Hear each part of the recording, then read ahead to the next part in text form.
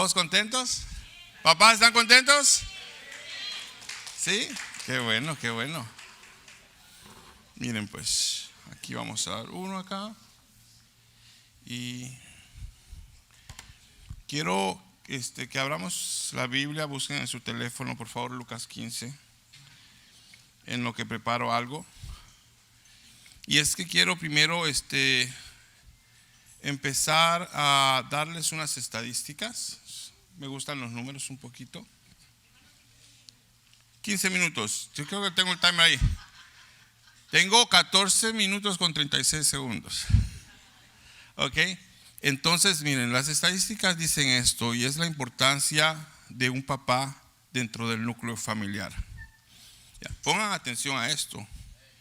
Cuando un papá no está en casa, esto es lo que sucede. Cuando un hijo no tiene una figura paterna, esto es lo que sucede. El 67% de los suicidios en los jóvenes no hay un papá en casa. El 71% de los niños que desertan la escuela secundaria no tienen un papá en casa. El 85% de los niños con trastornos en el comportamiento no tienen un papá en casa. El 85% de los jóvenes que van a prisión no tienen un papá en casa. Y el 90% de todos los niños que se fugan de su casa no tienen un papá en casa. Ahora, ¿por qué les digo eso? No es para hacer sentir mal a nadie. Es para que nos demos cuenta de la importancia del rol del papá en el hogar. Y Jesús conocía esto. Por eso que Jesús en los evangelios vamos a encontrar hablándolo muchas veces sobre los padres. Y si se acuerdan de la parábola del hijo pródigo que está en Lucas 15, nos vamos a dar cuenta de que Jesús quiere poner énfasis en los padres. En este contexto está Jesús dando enseñanzas. Hay gente pecadora, pero también están los hombres de la ley, los fariseos. Están también saduceos alrededor, maestros de la ley, escuchándolo y analizando lo que dicen.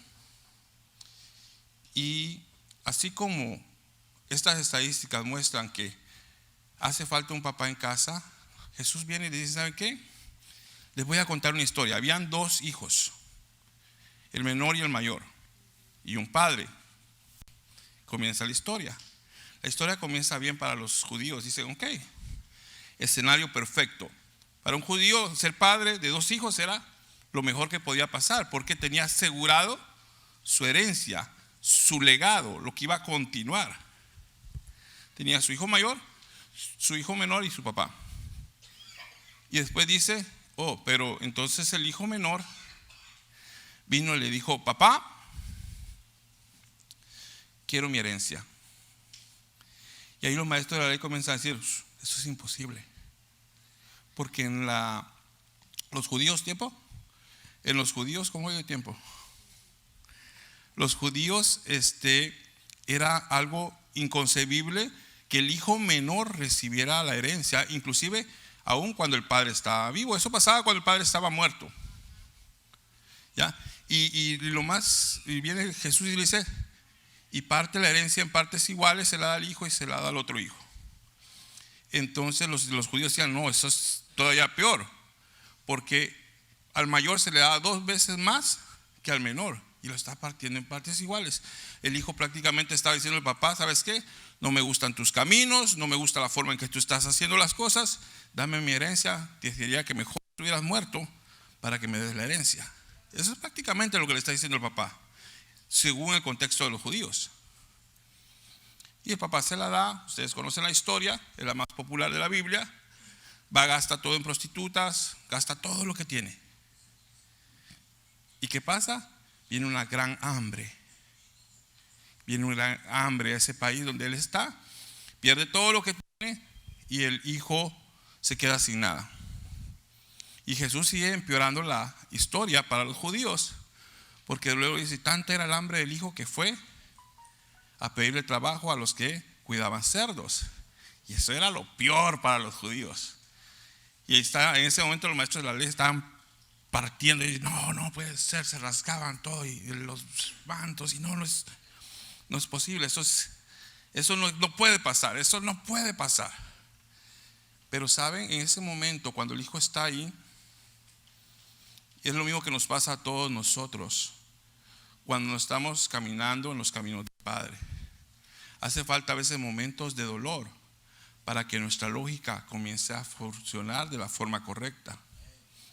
Hace falta momentos de dolor para que nosotros seamos movidos al arrepentimiento. Y muchos de nosotros tuvimos que pasar ese dolor para conocer el amor del Padre.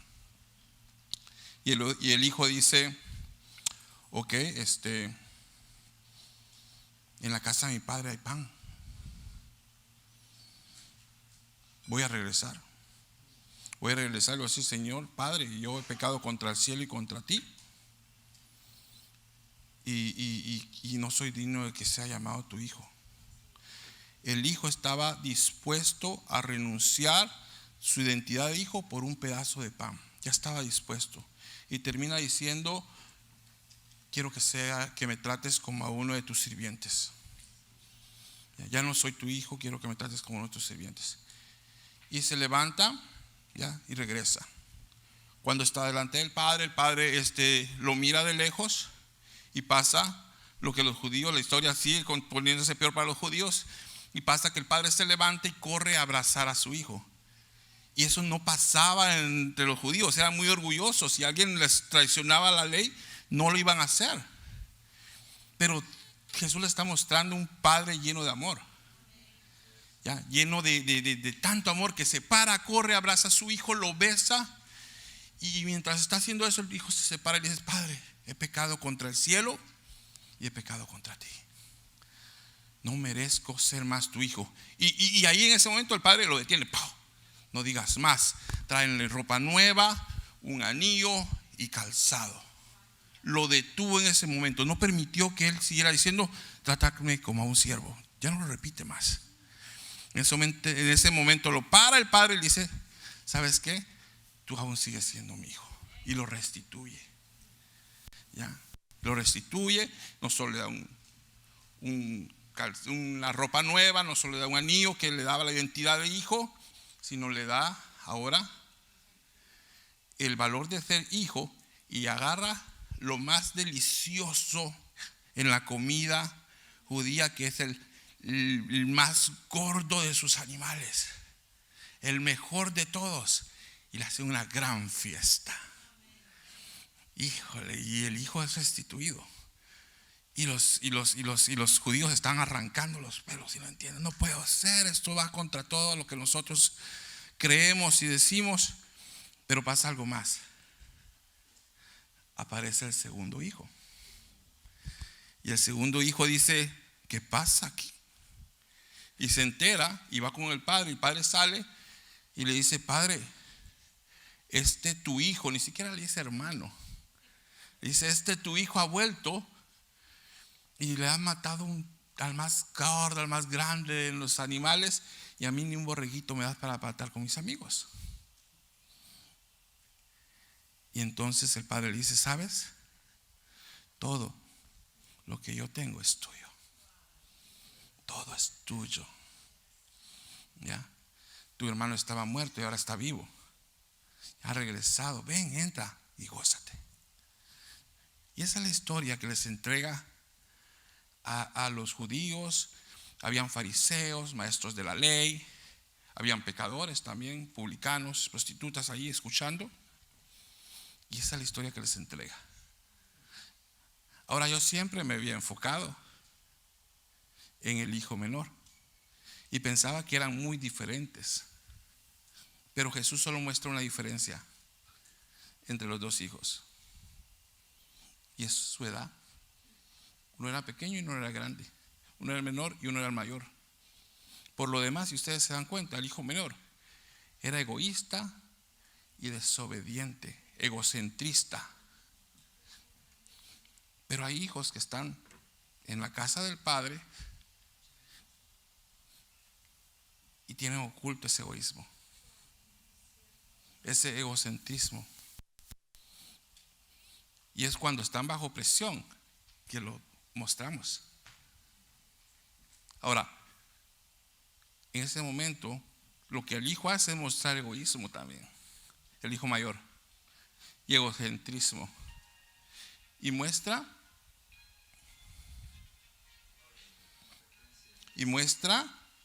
que es la misma naturaleza en los dos hijos. Es la misma naturaleza en los dos hijos. Yo pensé que me estaban poniendo música de fondo. Y dije, oh wow, ya quieren que termine. Y muestra lo mismo en los dos hijos. La misma naturaleza. ¿Ya? Es la misma naturaleza en los dos hijos. Egoístas, egocentristas, desobedientes. Y Jesús. No, es ok. Está bien. Y luego me perdí el enfoque un poquito, disculpen. Sí, el mismo sentimiento tanto como el hijo menor como el hijo mayor. ¿Ya? Y el hijo mayor no se da cuenta. Y ¿saben por qué se enoja el hijo mayor? ¿Por qué creen que se enoja el hijo mayor? ¿Alguien me da una idea? Porque él no tenía todavía la revelación de la herencia ilimitada que tenía su padre. Él, cuando el hijo menor llega, él dice, mi herencia está amenazada. Ahora me toca que partirla otra vez con este. Ese es el mayor pensamiento del hijo. Le diste lo mejor y lo yo, mi cabrito. ¿Ya? Entonces, ve su herencia amenazada, pero eso es lo mucho que nos pasa como hijos de Dios. No nos damos cuenta de la herencia ilimitada que Dios está poniendo delante de nosotros. Y algo más común en los dos hijos es que los dos en cierto momento tuvieron la necesidad de su padre. El hijo lo necesitó en aquel momento con los cerdos y el otro lo necesitó en el momento en el que se sintió defraudado. ¿Dónde está mi padre? Y el padre se presentó. Y lo que quiero yo mostrarles a ustedes es que dentro de la familia, así como Dios es necesario en nuestras vidas, el Padre es necesario también. Nosotros solo somos una simple luz de lo que el Padre que está en los cielos es. Y todos nosotros necesitamos de nuestro Padre celestial. Todos nosotros necesitamos de su gran amor y de su misericordia. No importa que estemos afuera y recién vengamos, porque todos nos identificamos con uno de los hijos en cierto momento. En cierto momento yo me identifico con el hijo menor cuando era más joven y pensé que yo podía hacerlo todo, que yo podía hacerlo mejor que mi papá. Y me voy a dar cuenta que en un momento que no podía.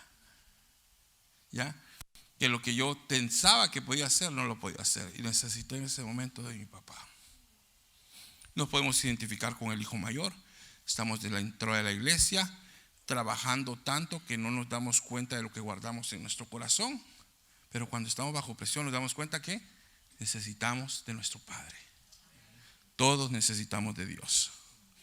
Así que lo que yo quiero motivarlos es que papás sean buenos padres, estén presentes con sus hijos para que no se cumplan estas estadísticas. Son estadísticas, ya es ciertamente el padre es necesario, pero hay mamás que lo han hecho muy bien.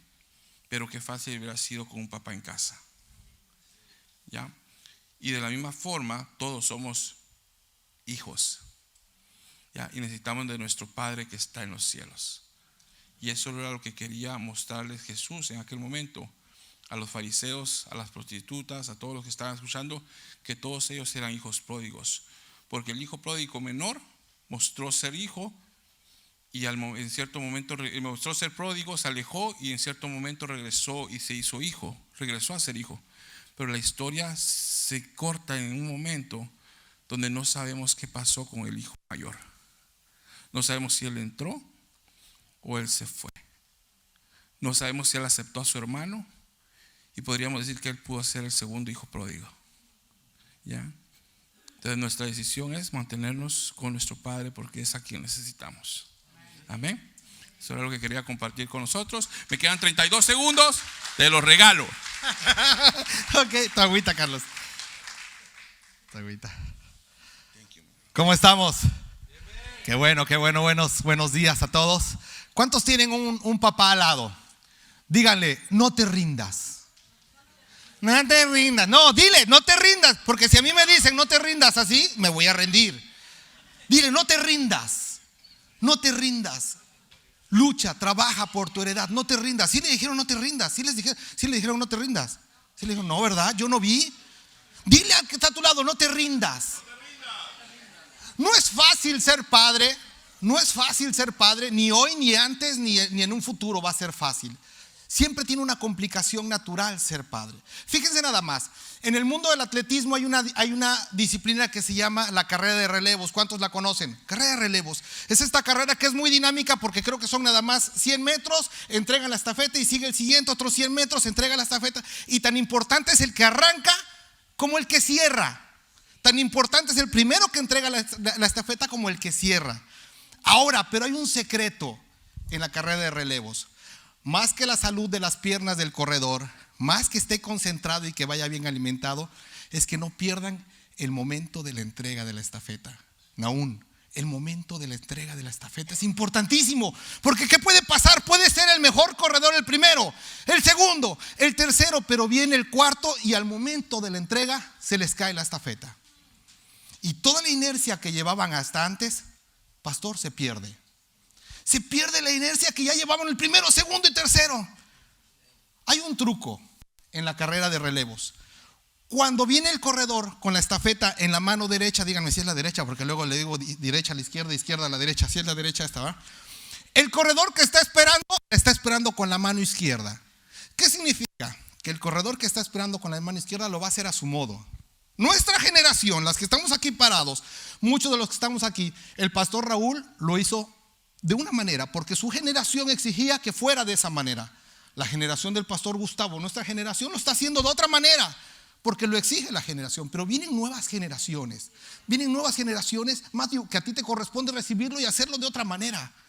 Cada generación hace las cosas, corre su carrera de distinta manera, porque así lo exige la carrera de la vida. Yo les voy a contar una historia rápidamente, en los 43 minutos que me quedan. Les voy a contar una historia apasionante. ¿Cuántos se van a quedar 43 minutos? No, hombre.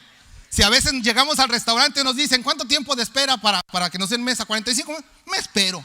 Y ahí estamos afuera 43 minutos para que nos den unos huevos con unas papas ahí medio mal cocidas. Oye, ¿no? No, en unos minutos. Todos han escuchado esta historia, por eso no les voy a descubrir el hilo negro. Hay 3 generaciones: Abraham, Isaac y Jacob. 3 generaciones que nos van a dejar una enseñanza preciosa. Abraham, ya lo conocemos. Él, cada vez que tenía un encuentro con Dios, él o construía un altar o hacía un pozo. ¿Cómo? O construía un altar o hacía un pozo, en memoria de lo que Dios había hecho con él, en memoria del trato que Dios había tenido con él en ese momento. Él no sabía qué trascendencia iba a tener ni ese altar ni ese pozo, pero fíjense nada más. Tal vez si me pueden acompañar, si no se los voy leyendo rápidamente. En Génesis 26:3, más bien escúchenme con atención. Le dice Jehová, le dice Dios a Isaac, dice: como forastero, habita como forastero en esta tierra y estaré contigo y te bendeciré, porque a ti y a tu descendencia daré todas las tierras y confirmaré el juramento que hice a Abraham, tu padre. ¿Cómo fue? A Isaac lo estaba heredando de una promesa que había hecho con Abraham, su padre. Entonces, ¿se puede transmitir la bendición? Se puede transmitir la bendición. Hay una herencia, hay un paso de estafeta que Jehová, que Dios estaba reconociendo en la vida de Isaac. Le estaba diciendo: hey, la estafeta que dejó tu papá, aquí la tengo y es para ti. Amén. Seguimos rápidamente. Dice Abraham, tu padre: multiplicaré tu descendencia como las estrellas del cielo y daré a tu descendencia todas estas tierras. Y todas las naciones de la tierra serán benditas en tu simiente, por cuanto oyó Abraham mi voz y guardó mis preceptos, mis mandamientos y mis estatutos. Entonces, ¿qué pasa si nosotros el día de hoy, padres, obedecemos y entendemos los mandamientos de Dios y trabajamos y vivimos en sus estatutos? Entonces probablemente nuestros hijos alcancen esa bendición, porque Dios todo lo tiene anotadito. Y dice: esto, la promesa que yo le hice a mi hijo Abraham, y ahora te la transfiero a ti. Pero ¿qué pasa? Isaac llega un momento en la historia, pastor no me dejará mentir, que pierde el foco y se ven problemas. Y dice Isaac, yo me acuerdo que mi padre cavó pozos. Cavó pozos. Por eso empecé con no te rindas, porque si nosotros hacemos las cosas bien, nuestros hijos se van a acordar. Nahum, tu hijo se va a acordar que tú cavaste pozos. Héctor, tu hijo se va a acordar que tú cavaste pozos. Y en algún momento van a regresar a esos pozos y voy a decir, mi padre me enseñó a adorar, mi padre me enseñó a doblar rodillas, mi padre me enseñó a clamar. Eso es cavar un pozo en nuestra vida espiritual. Pero si no les enseñamos, ¿a dónde van a recurrir? Entonces Isaac hace a sus sirvientes, aún en esa ignorancia por un momento de Isaac, hace a sus sirvientes que vayan a cavar esos pozos. Y de repente encuentran agua, porque Abraham había dejado esos pozos. Y hay problemas, hay disputas, y que se quede ese pozo. Van por otro y de repente encuentran también agua y hay problemas y entrega ese pozo. ¿Qué entendió Isaac? Que él tenía que cavar su propio pozo. Él cavó su propio pozo. ¿Cómo? Juntando las piedras para el altar o cavando, agarrando la palita, doblando las rodillas para cavar su propio pozo. Entonces Isaac entiende el mensaje. ¿Pero quién viene entonces? Jacob.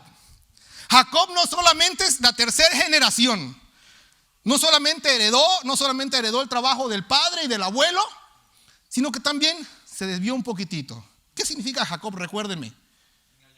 Mentiroso, engañador, usurpador.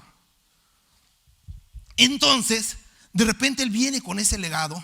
Entonces es una tercera generación que ya no se acuerda de las bendiciones del padre, que ya no se acuerda del conflicto que tuvo su papá y en algún momento retomó el camino. Ya no se acuerda de nada. Él es un embustero, pero tiene un encuentro personal con Dios. Nosotros no sabemos al día de hoy, yo no sé si mis nietos van a tener un encuentro personal con Dios, pero en este encuentro personal con Dios, Jacob sale herido de la cadera y el Señor le decía, ¿cómo te llamas? Y él no quería repetir su nombre. Imagínense que nos llamamos embusteros. Mucho gusto, hermano. ¿Cómo se llama? Embustero. Ay, embustero, yo no me le acerco a un embustero. ¿Cómo se llama? Engañador, ladrón, mentiroso, mujeriego, saltar cerca, virga para atrás. ¿Cómo te llamas? ¿Cuál es nuestro nombre que teníamos antes de estar sentados aquí con cara de guapos? Muchos de nosotros teníamos un nombre que no nos enorgullece mucho, no nos enorgullece tanto, ¿no? Y nos daría vergüenza que de repente el Señor nos preguntara, ¿cómo te llamas? Me llamo mentiroso. Y le dice, no te llamarás más mentiroso, ahora te llamarás Israel. ¡Ay, qué nombre tan poderoso! Israel. Entonces hay una trascendencia, en estas tres generaciones hay una trascendencia de poder, herencia. Entonces, ¿qué pasó con Jacob? Cavó un pozo. Dice, yo me acuerdo que mi abuelo, cada vez que tenía un encuentro con Dios, o construía un altar, o cavaba un pozo. Después viene mi padre Isaac, que cuando tuvo aquel encuentro con Dios, y aunque encontró pozos tapados, que mi abuelo había hecho, él hizo su propio pozo, y esa es la heredad que me dejó a mí. Ahora es mi momento de hacer mi pozo. Entonces Jacob entiende el mensaje, ¿y qué hizo? Cavó su pozo.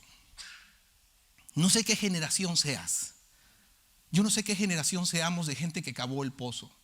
Tal vez somos primera, segunda, tercera generación. Hay muchos que tenemos la oportunidad de ser aquel Abraham que está haciendo la primera generación y que estamos marcando un precedente en nuestra familia de aquí en adelante. De aquí en adelante. Entonces, pasa una cosa maravillosa. En esta carrera de relevos que yo les comento,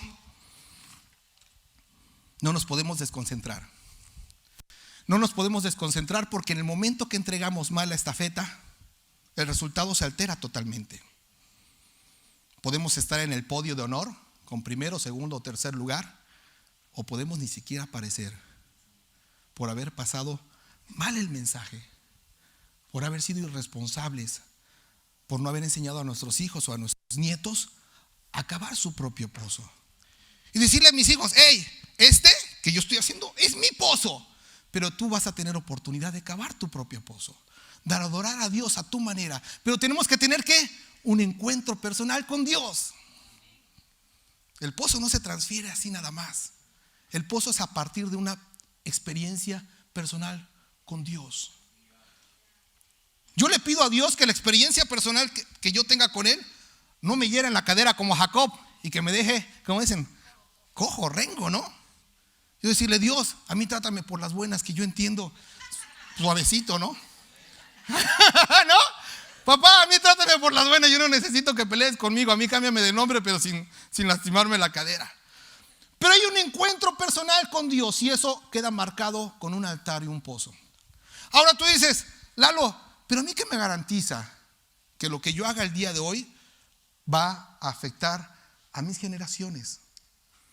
¿Qué me garantiza que el pozo que yo estoy creando el día de hoy de adoración, de alabanza, de dar mi servicio aquí en la iglesia, de cumplir con mis ofrendas y diezmos, con mis primicias, va a ser un pozo que va a rendir frutos? La historia termina de una manera maravillosa. Ahí sí quisiera que me acompañaran si tienen su Biblia. Si tienen su Biblia digital, ábranla, pero en lo que les voy a decir, Juan 4:3, porque de ahí le echan un vistacito al Facebook y le dan like a la publicación de otra iglesia. No, aquí vamos a estar los siguientes minutitos. Sale, Juan 4:3. Dice, salió de Judea. ¿Quién salió de Judea? El Señor Jesucristo. Y se fue otra vez a Galilea y le era necesario pasar por Samaria. Vino pues a una ciudad de Samaria llamada como Sicar, junto a la heredad. Bueno, ahorita le iba a decir, Elmer, ¿tú conoces esos lugares? ¿Sicar? Sí, ¿verdad? Precioso. A Sicar, junto a la heredad de ¿quién? Que dio a su hijo José. Tú y yo no sabemos quién va a beber del pozo que cabemos el día de hoy. ¿Saben cuánto tiempo pasó? Pastor, 1600 años. 42 generaciones. Y nosotros nos estamos preocupando si nuestro hijo lo hace bien o lo hace mal, si cava o no cava su pozo. 42 generaciones, el Señor Jesucristo se paró a tomar agua, a beber agua del pozo de Jacob. Sí es cierto que nuestra responsabilidad primera son nuestros hijos, pero nosotros tenemos que hacer nuestra propia labor, porque no sabemos hasta dónde va a trascender nuestra herencia. Si nosotros cerramos nuestros ojos o limitamos nuestro espectro visual a pensar que nuestra única responsabilidad por la cual hacer un pozo es nuestra generación siguiente, manito, estamos perdidos. Porque tenemos que pensar en lo que sigue y en lo que sigue. 42 generaciones después el Señor Jesucristo bebió agua, tuvo sed en el pozo que Jacob había hecho. Por eso empecé diciendo, no te canses, no te rindas. No dejes de cavar tu pozo en el hogar, hacer tu devocional en tu hogar con tus hijos. Les va a parecer aburrido, te van a bostezar, te van a poner cara, se van a dormir, pero tú estás cavando tu pozo. Tú estás cavando tu pozo. En todo momento le estás diciendo, hijo, esto en algún momento va a dar fruto, porque tú te vas a acordar de la heredad que te estoy dejando como padre. No es fácil, a veces es complicado como padres transmitir este mensaje, pero si el día de hoy nosotros nos determinamos a cavar ese pozo en nuestro hogar, una herencia de adoración, una herencia de oración, de doblar rodillas, yo les aseguro que la fórmula no falla. Porque el Señor Jesucristo, Jehová le dijo a Isaac, por la promesa que le hice a tu padre. Imagínense que generaciones después, a nuestros nietos, que muchos de nosotros no los conocemos, a nuestros bisnietos digan, por la herencia, por el compromiso que yo hice con Alex, yo te bendigo. Alex, mi tatarabuelo que falleció hace 100 y tantos, sí, pero por la promesa que le hice a él, tú hoy estás bendecido. Imagínense si no es para gozarse. Es para gozarse. Entonces, como papás tenemos una gran responsabilidad. Cavemos nuestro pozo en el hogar. No dejemos de levantar un altar cada vez que tenemos una comunión con Dios, cada vez que tenemos una relación de impacto con Dios. Amén. Eso es lo que Dios puso en mi corazón para les compartir. Dios les bendiga. 53 segundos. Bueno, que Dios les bendiga. Es un privilegio estar aquí. Gracias, Pastor Gustavo, por esta oportunidad. Quiero comenzar, bueno, yo creo ya fui ministrado con estos dos hermanos que han compartido, pero quiero comenzar hablando un poquito acerca de mi vida. Para los que saben, hace como unas 5 semanas tuve una caída en una escalera y me lastimé el tobillo derecho. Entonces, tuve que estar en casa, algo que no es que no me guste, pero soy una persona como muy activa, que me gusta andar de aquí para allá, para los que me conocen. Pero Dios hace todo perfecto, y les explico por qué Dios es perfecto. resulta que en mi corazón ha habido una pasión de ver que los hombres de esta casa estemos adorando aquí enfrente. He sentido esa pasión de bastante tiempo, pero yo no sabía la manera de cómo quizás hablar o compartir con los hombres. Pero yo creo que esta es la oportunidad perfecta para hacerlo. Y yo creo como hombres a veces necesitamos mensajes de ánimo, de fortaleza. Y quizás el tema que quiera compartir no sea de tanta fortaleza, de tanto ánimo, pero es un mensaje que el Señor me dio. Les quiero compartir el título que le puse: su propósito está terminado en Dios, o nuestro propósito como hombres está ya terminado en Dios. Y no quiero tomar mucho tiempo, pero quiero compartirles un ejemplo acerca de la construcción, lo que yo actualmente hago.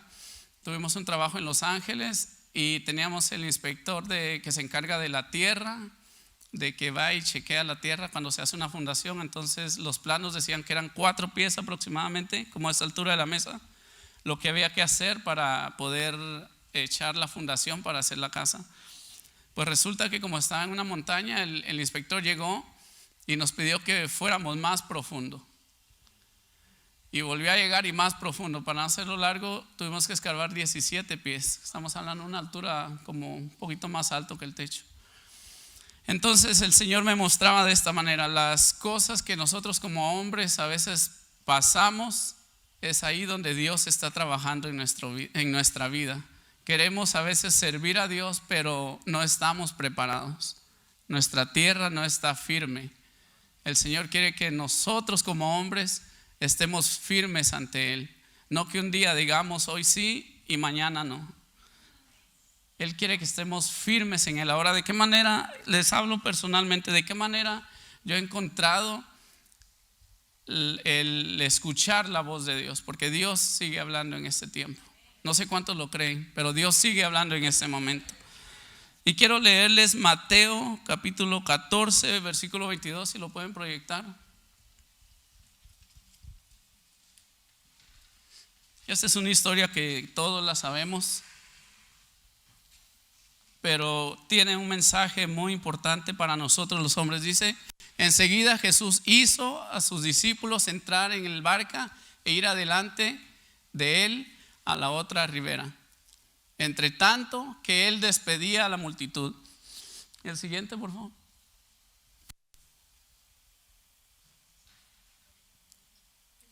Despedía a la multitud, subió al monte a orar aparte, y cuando llegó la noche estaba ahí solo.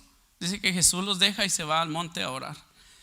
Entonces la historia dice que los discípulos estaban en la barca y tuvieron miedo porque había una gran tempestad. Y yo puedo decirles ahora, sé qué miedo tenían los discípulos porque hemos estado en el mar y es algo muy fuerte. Pero a lo que voy es de que aquí Jesús se les aparece, y Pedro, como el valiente, le dice: si eres tú, Jesús, haz que vaya en el agua. Y ustedes saben la historia. Y Pedro empieza a caminar en el agua, pero de repente, ¿qué sucede? Pierde el enfoque y se cae. De la misma manera, muchas veces como hombres hemos perdido el enfoque en Dios. ¿Y qué sucede? Perdemos la conexión con Dios. Más adelante, 2 capítulos, está donde Juan 9:28, si me pueden proyectar.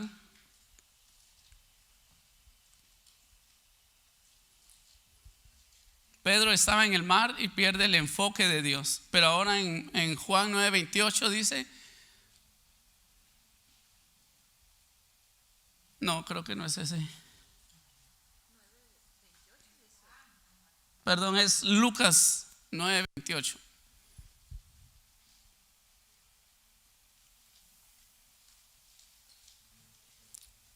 Dice: aconteció como 8 días después de estas palabras que tomó a Pedro, a Juan y a Jacobo y subió al monte a orar. Entre tanto oraba, la apariencia de su rostro se hizo otra y su vestido blanco y resplandeciente. ¿Puede regresar al 28, por favor? aconteció. Cada vez que Jesús caminaba por Galilea, algo acontecía. Y yo quiero decirles que Jesús, cada vez que camina por acá, algo acontece, algo sucede. Cada vez que Dios pasa, cada domingo Jesús pasa por Comunidad Cristiana, algo acontece. Porque después la historia dice que Pedro pudo ver a Elías. Si podemos seguir leyendo el 30, por favor. Y he aquí dos varones que hablaban con él, los cuales eran Moisés y Elías. El siguiente. Quienes aparecieron rodeados de gloria y hablaban de su partida que iba Jesús a cumplir en Jerusalén, el 32. Y Pedro y los que estaban con él estaban rendidos de sueño, mas permaneciendo despiertos vieron la gloria de Jesús y a los dos varones que estaban con él. Pedro dice: y sucedió que apartándose de ellos de él, Pedro dijo a Jesús: Maestro, bueno es para nosotros que estemos aquí y hagamos 3 enramadas, una para ti y una para Moisés y una para Elías. No sabiendo lo que decía. Vamos a dejarlo ahí. Si comparamos cuando Pedro estaba en el mar, él perdió el enfoque de Jesús y se hundió. Pero después vemos aquí donde dice que Pedro pudo ver a Moisés, a Elías. ¿Qué mensaje me da esto? Que Jesús los llevó al monte, Jesús los llevó arriba. Para ir arriba me acordaba de unas memorias de mi padre, que él le encantaba subir montañas en Guatemala. Era andinista profesional y algunas veces me llevó. Y el Señor me traía memoria cuando nosotros vamos a subir una montaña, o cuando nosotros vamos a subir una montaña, tenemos que inclinarnos. De otra manera no podemos subir de esta manera. Cuando nosotros vamos a subir una montaña, cuando hay dificultades en nuestras vidas, cuando hay montañas que tenemos que subir y se nos está haciendo muy difícil, nosotros tenemos que inclinarnos para poder subirlas. ¿Hacia quién tenemos que inclinarnos? ¿Hacia quién tenemos que inclinarnos? Ante Dios. Pero hay otro mensaje aquí. Pedro se lo lleva arriba. Jesús se los lleva arriba desde el monte. Cuando Jesús quiere hacer una transformación en nuestra vida, van a haber dificultades, van a haber circunstancias que nos van a doler, van a haber dificultades que nos van a doler. En esos días que he estado en casa, ya 5 semanas, el Señor me mostraba algo hermoso. Meditando en la casa, en la sala, estaba solo y empecé a leer la Biblia y pedirle a Dios que Él me revelara. Y Él me enseñaba cuando Jesús caminaba por Galilea, cuando Él empezaba a llamar a su equipo, a los 12. Dice que en ese tiempo lo máximo era que el sacerdote abría los pergaminos y compartía la palabra en la sinagoga. Pero cuando Jesús estaba llegando, era el pergamino el que iba caminando. Era la palabra de Dios viva. Y Él no llamó a los de la sinagoga, a los religiosos, a los seduceos, a todos los que estaban ahí. Él llama gente corriente. Él llama a un hombre que estaba allá en la mar. Él llama a un hombre que era recaudador de impuestos. Él no llama a cualquier persona, Él no llama a personas importantes, Él llama a personas corrientes como nosotros. Pero Él llamó a esas personas y ellos escucharon a Jesús. Ahora, lo más hermoso e interesante es que Jesús en esta parábola nos enseña que ellos dicen que caminaban ya con Jesús, pero ellos no lo conocían. Ellos no conocían a Jesús, ellos simplemente caminaban porque Él los había llamado. No sabían que andaban con el cuarto hombre que estuvo en el horno de fuego. Ellos no sabían que estaban con el que cerró la boca de los leones. Ellos no lo conocían. Y la pregunta es: ¿cuánto conocemos nosotros a Cristo? Hombres, ¿cuánto de veras nosotros conocemos a Cristo? El centurión en Mateo 8:8 dijo: Señor, no soy digno de que entres bajo mi techo, solamente di la palabra y mi criado sanará. ¿Cuántos como hombres podemos decir esto? En cualquier circunstancia, solo di la palabra, Señor, y el milagro va a suceder. Y hablando de milagros, el Señor me mostraba me bendecía, puedo decir, con otra historia acerca de el milagro de los panes y los peces. Si ustedes se acuerdan de la historia, dice que no había que comer en el desierto y solamente habían, ¿cuántos peces? 5 o 2. Habían 2 peces y 5 panes. Y yo le preguntaba: Señor, yo sé que tú quieres darme un mensaje de esta manera. ¿Cómo siendo yo un hombre que he sentido que te he fallado muchas veces, que quizás no he hecho tu voluntad como tú quieres que la haga, mas sin embargo yo he sentido que me has bendecido en gran manera? Y el Señor me llevaba a Juan capítulo 6:9, donde está la historia que dice que en el desierto estaban más de 10,000 personas y el Señor hace el milagro con los peces. Pero ¿quién tenía los peces? ¿O de dónde salieron los peces si en un desierto? Yo nunca he visto peces en un desierto. El que tenía los peces era un niño. ¿Saben la historia, verdad? Los peces los tenía un niño. Y el Señor me revelaba de esta manera. Y yo literalmente escuché esto: yo sé de que has sido un hombre pecador, un hombre que he cometido muchas faltas, pero en mi inmenso amor, en mi amor ágape, en mi amor puro, yo te he amado tanto por una simple razón. El niño que llevó los peces en mi vida personal se llama Matthew. La única razón por la que yo te he bendecido es porque un día te encargaste de un niño. Cuando lo tuve de 1 año en mis brazos. La única razón que muchos padres por acá han sido bendecidos es porque se han encargado de un niño, que lo han tomado en sus brazos y se han hecho responsables. Y eso me pegó duro el corazón, porque a veces le fallamos a Dios, mas sin embargo Él nos viene y nos recuerda: oh, ¿te acuerdas lo que hiciste? Bueno, porque a veces pensamos que no hacemos cosas buenas, pero eso me pegó mucho, porque dije: oh Señor, tú conoces mi corazón, tú conoces el corazón de cada hombre aquí en lo más profundo, porque Él nos formó, dice, Él pensó antes de la creación del mundo en nosotros. Dios no hace cosas solamente por hacerlas. Él hizo las cosas y después nos mete en la historia de Él. Por eso dice que Él pensó antes de la fundación del mundo en nosotros.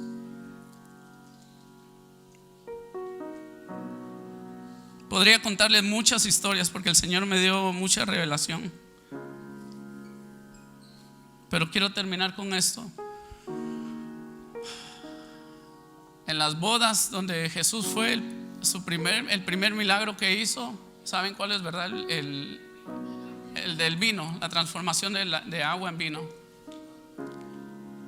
Y nuestra fiesta, nuestra vida es una fiesta en Cristo. Pero muchas veces las cosas se agotan porque Dios quiere llamarnos la atención, porque Dios quiere que nos demos cuenta de que dependemos solamente de Él. La historia dice que se acabó el vino y María grita a Jesús y le dice: Señor, el vino se acabó. Y Jesús le dice: todavía no es hora. Ustedes saben la historia, pero lo que quiero oír es: María pudo haber ido con los padres de esa boda, de los novios, podríamos decir, pero ella no fue a los padres de los novios. Ella fue ¿a dónde? ¿O con quién fue? Con Jesús. Pero después, ¿con quién va? Yo les digo, ella va con los que servían.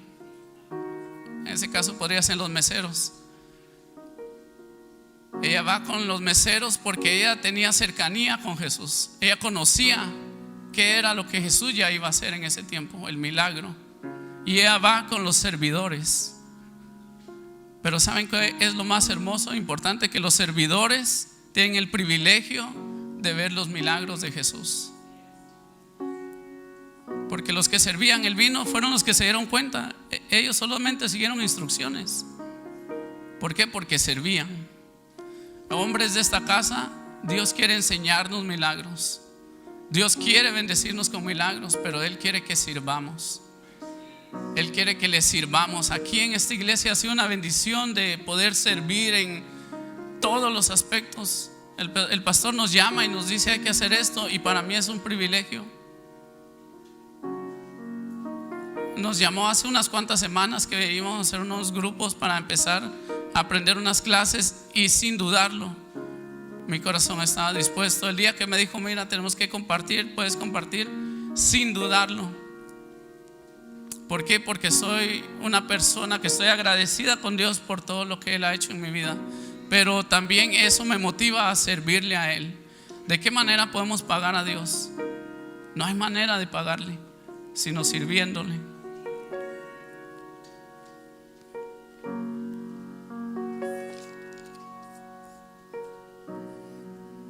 Cuando Jesús pasaba por Galilea, empezó a ser impactada Galilea. Los hospitales quedaban vacíos porque los traían a que Jesús hiciera los milagros. Y cada domingo que Jesús pasa por aquí, Él hace milagros. Dios quiere impactar nuestras vidas. Dios quiere levantarnos como hombres. Él quiere quebrantar estructuras que se han formado en la mente de cada hombre. Acuérdense de esto: cuando vamos a subir un monte tenemos que inclinarnos para poder subirlo. La vida no es fácil, pero cuando dependemos solamente de Dios, entonces nuestra historia cambia. Y en esta mañana quiero dejar que el Espíritu Santo haga su obra. No vamos a hacer ningún llamado como normalmente se hace, pero si Dios te ha hablado en esta mañana, si el Espíritu Santo ha tocado alguna área de tu vida, y si tienes el valor de venir acá enfrente, puedes hacerlo. Queremos orar por cada hombre, queremos bendecir a cada hombre, queremos que se quiebren esas estructuras que hemos tenido por mucho tiempo como hombres. Queremos que Dios tome el control de cada hombre en cualquier circunstancia. Queremos hacer un llamado, el que quiera venir, pero que el Espíritu Santo lo convenza más que nosotros. Podemos hablar muchas palabras aquí, pero el único que convence es el Espíritu Santo. Si tú sientes en tu corazón eso, que he fallado, si sientes que necesitas más de Dios, ven para acá. Este lugar es para valientes. Dios no quiere nada a la fuerza. Él solamente quiere que nosotros nos rindamos hacia Él. Y si tienes esa lucha, si paso o no paso, ven, porque el Espíritu Santo es el que está convenciendo. Nosotros solamente somos vasos para poder llevar la palabra de Dios. En esta mañana solamente quiero hacer la invitación, y el lugar aquí está abierto. Vamos a quebrar todo argumento del enemigo. Vamos a quebrar todo argumento del enemigo. Aún más, quizás tenemos por tradición irnos a una hora, pero vamos a dejar al Espíritu Santo que haga lo que Él quiera hacer. El Espíritu Santo es especialista y Él hace mejor las cosas que nosotros como hombres. Si ustedes van a la market, ustedes se dan cuenta que hay unas uvas que no tienen semillas. Esas uvas son producidas o hechas por el hombre, pero las uvas que Cristo hace tienen semilla. Las frutas que Cristo hace, o los frutos que Cristo hace, tienen semilla. Y el Señor nos ha depositado a cada uno de nosotros una semilla que quiere que demos ese fruto. Pero Él está aquí en esta hora. Él está pasando en este momento. Él está tocando cada corazón. Él quiere que nos rindamos a Él. Él quiere que dobleguemos todo orgullo, quizás toda toda estructura que no nos ha hecho avanzar, todo pensamiento que no nos ha dejado pasar acá al frente. Pero la actitud de un corazón contrito y humillado, dice la palabra. Y yo sé que esta tarde aquí estamos muchos corazones contritos y humillados.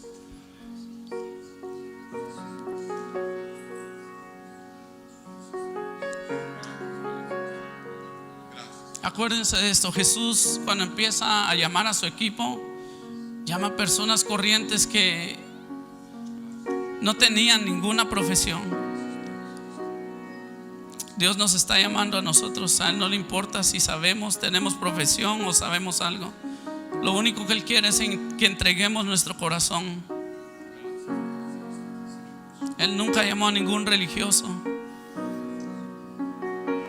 Él llamó a hombres que simplemente tenían ese deseo de servir.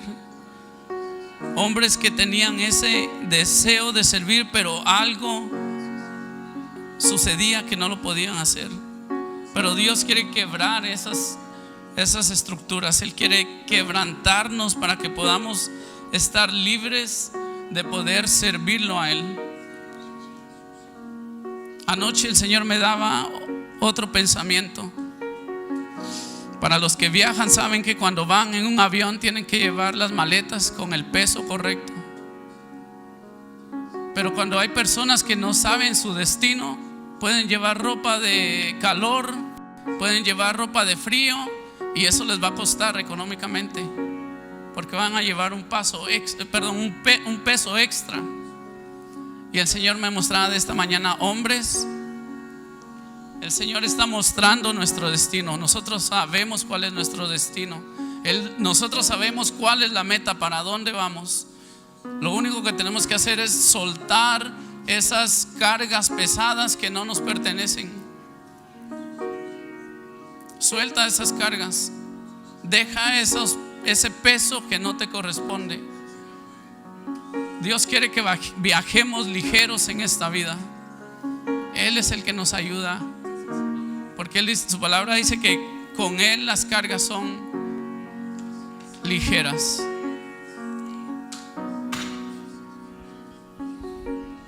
Todos los que están ahí atrás, no se queden sentados. Vamos a ponernos de pie.